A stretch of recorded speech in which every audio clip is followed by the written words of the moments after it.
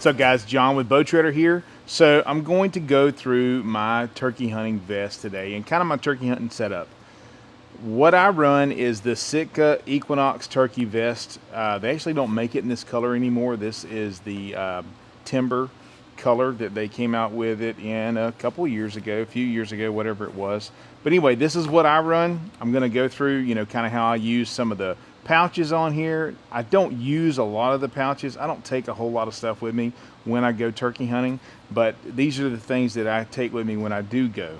So we've got these pouches right here. I've got some locator calls and a couple of these pouches. So that's my owl call.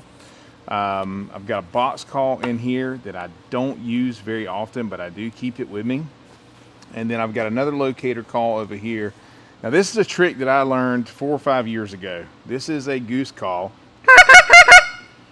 So we have geese in South Georgia now.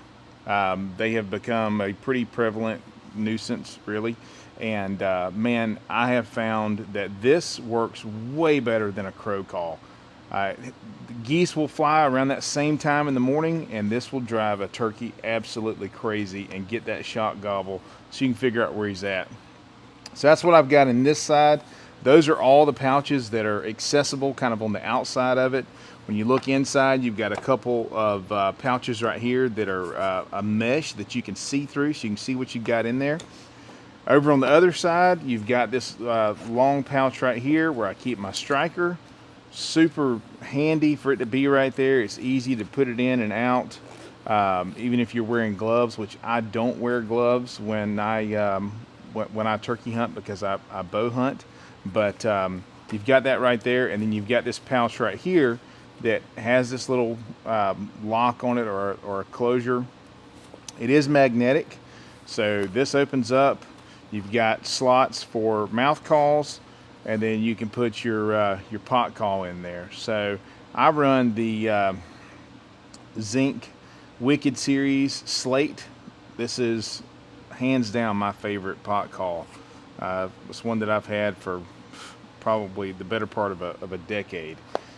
So when I find something that works good, I'm hard pressed to make a change. You look in on the back of it, you've got some good padding right here. Makes it comfortable when you do sit up against a tree. Flip it around right here, you've got this pad that you're able to sit on. You're just able to adjust these straps to get it where you want it to be. Get it nice and comfortable and sit right there on that butt pad. It does have a big pouch back here in the back, and it's got these little flags that you can take out if you're hunting on public land or on private land, if you're hunting close to a landline or something like that. So you've got that hunter orange in there for safety's sake. I've never used it, but it's there.